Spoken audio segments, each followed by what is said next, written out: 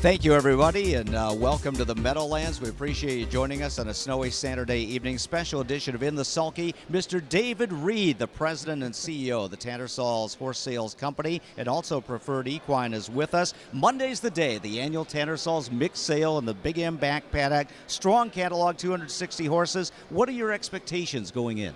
I think it's going to be good. I think it's going to be well attended, Sam.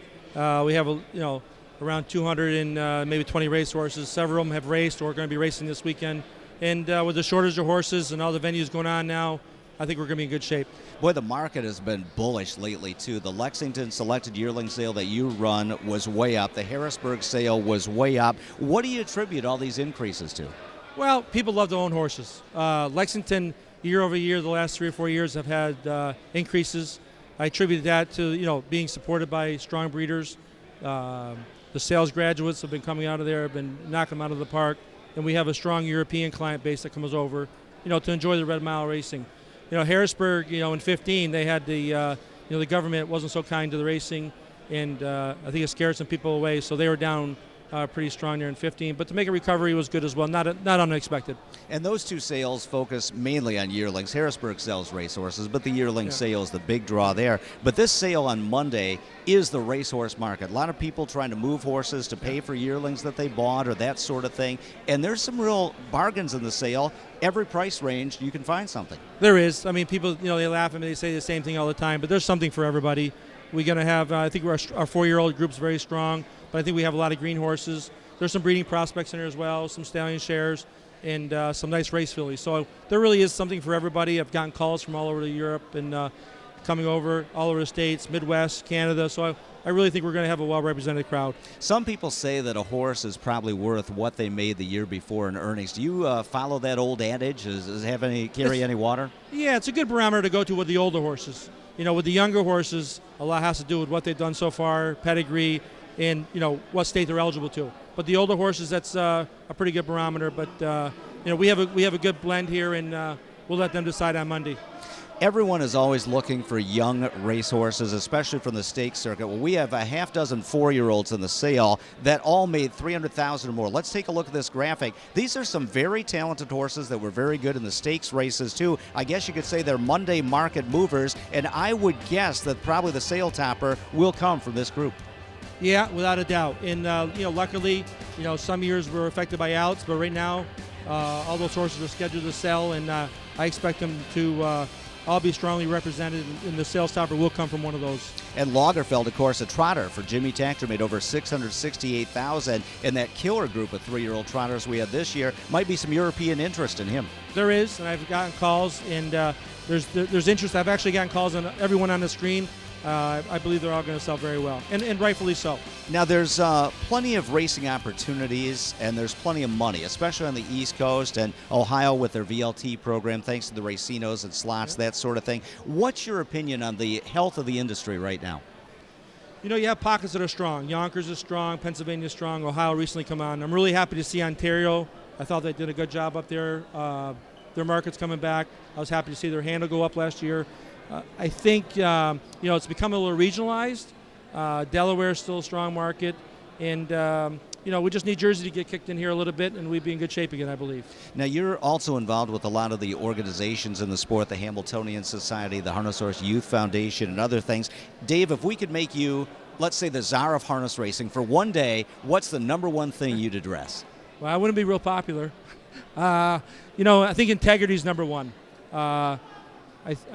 Some people say the industry can't afford to do certain things. I say we cannot afford to do it. So integrity be number one.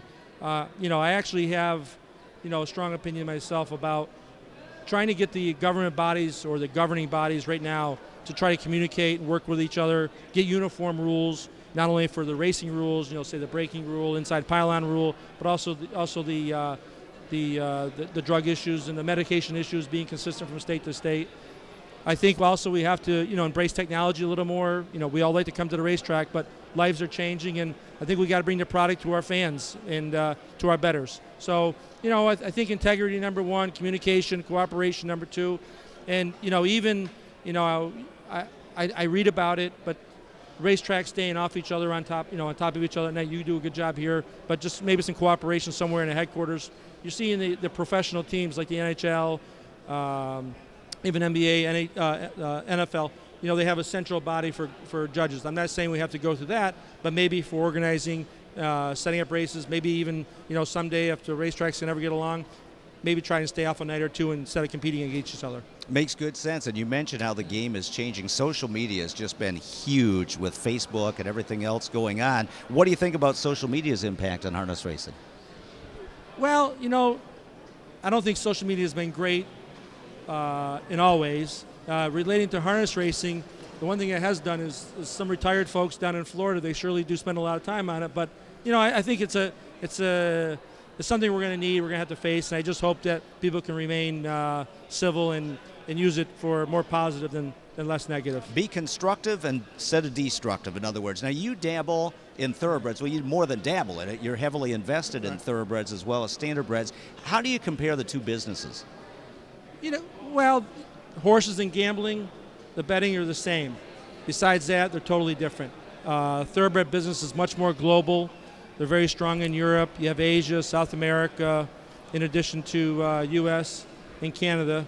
And even on the lower markets, you got Chile, Puerto Rico that bring in the marketplace. So globally, much more commerce, much more diverse sire lines and pedigrees and et cetera.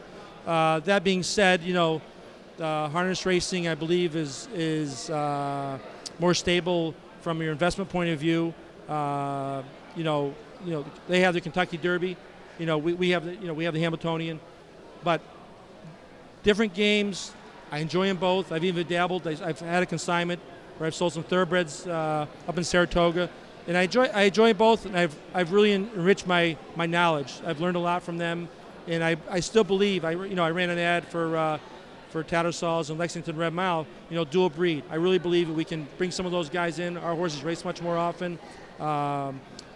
I think we have something to offer them. It's just a matter of us getting in here and trying to get them going. Well, you've been to the top of the mountain in both breeds, involved with Breeders' Cup Thoroughbreds, and also you were co-owner of the two-time Horse of the Year Moneymaker, went to Europe, won the Prix de Marique, just one of the greatest trotting mares ever. Was that the highlight of your career in harness racing? Yeah, it has to be. We had a lot of fun. My late partner, Jeff, he really was instrumental in doing the deal. We did a lot of people forget, but, Preferred, we structured a deal at the beginning of her 3-year-old year. We tried to buy her at 2, didn't work out, came back on the table. So I really got to give a lot of credit to Jeff and the Antonaccis. But, from the overall deal, that was a great experience and great memories. And, she was one of a kind. She did it on both sides of the pond. Dave, if anybody is here at the track tonight or watching along our simulcast network and they say, hey, you know what, I'd like to buy a horse at the sale on Monday, how do they go about it? Do you have to have credit established ahead of time? You have to bring the cash? How does that work? Well, you have to have a credit established or bring personal check or cash. But I would strongly recommend them finding a trainer to work with or a professional. They can be very helpful in assisting the process. And, I would strongly suggest finding somebody to work with who's knowledgeable. I would encourage, ownership. I believe it's still a good investment. It's fun. You may not make money. You have a possibility of making money. But there's, the entertainment dollar. It's definitely worth looking into owning horses for sure, and just try to hook up with somebody that's knowledgeable and professional. Chances are good you'll have plenty of fun getting involved in harness racing. Still have a couple days to go. Everyone is welcome to attend Monday morning, 11 a.m. in the back paddock, the annual Martin Luther King Monday Tattersalls Horse Sale. Great place to buy a racehorse. Should be a lot of fun. And Dave, thanks for everything you do for the industry. I'll see you over there. Should be a great sale. Thank you very much, Sam. Dave Reid in the Sulky. We'll take a quick time out, and Hollywood Hayden and I will take a look at some of the primetime players in that guaranteed Pick 5 pool. Stick with us.